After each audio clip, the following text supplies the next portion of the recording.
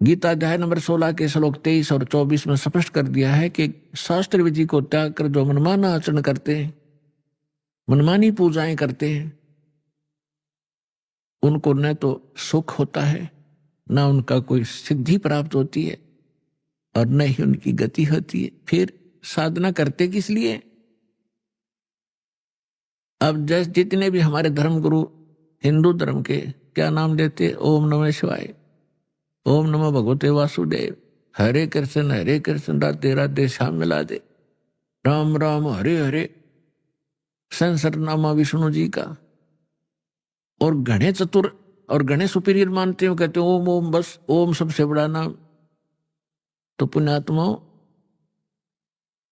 हरे राम हरे कृष्ण किसी भी सदग्रंथ में मंत्र नहीं, ओम नमः शिवाय किसी ग्रंथ में नहीं, ओम नमो भगवते वासुदेव किसी ग्रंथ में नहीं। जो शास्त्र अनुकूल साधना है वो परमेश्वर ने स्वयं आकर बताई है और अपनी उन प्यारी आत्माओं को बताई है, और उनको थोड़ी हिदायत दे दी थी कि जब तक इस कलयुग के अंदर ये बिजली पीढ़ी का समय नहीं आवे, इसको डिस्क्लोज ना करना, लिख देना। लिख रखे सभी महापुरुषों ने अपने अमृतवाणी में एफिडेविट लिख रखे हैं कि हम ये जाप करा करते हैं, ये मंत्र श्रेष्ठ है, इसी से मोक्ष संभव है। लेकिन सिलेबस को समझना स्टूडेंट के स्तर का काम नहीं है। पढ़ भी लेगा तो उसको समझ नहीं सकता, अप्लाई नहीं कर सकता, इसलिए टीचर गुरु की आवश्यकता होती है।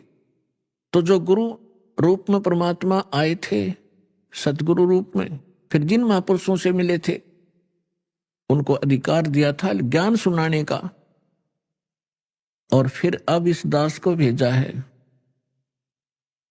इस पूरे कंप्लीट कोर्स को आप तक पहुंचाने के लिए, आपका मोक्ष कराने के लिए, क्योंकि अब वो समय आ गया। नहीं तो इस दास से बड़े बड़े महापुरुष पहले हुए हैं, लेकिन उस समय नहीं था, क्योंकि आप अशिक्षित थे, और अशिक्षा का लाभ भी नकलियों ने हमारा उठाया। ये संस्कृत बोलते रहे, हमने सोचा बड़े विद्वान हैं, इन्होंने खूब जाना होगा सदग्रंथों को।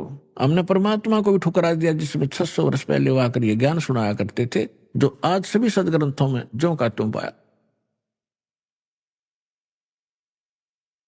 तो पुण्यात्मा,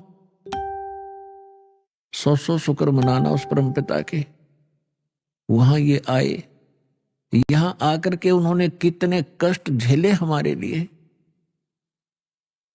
परमात्मा के उसी इतिहास को जो 600 वर्ष पहले परमेश्वर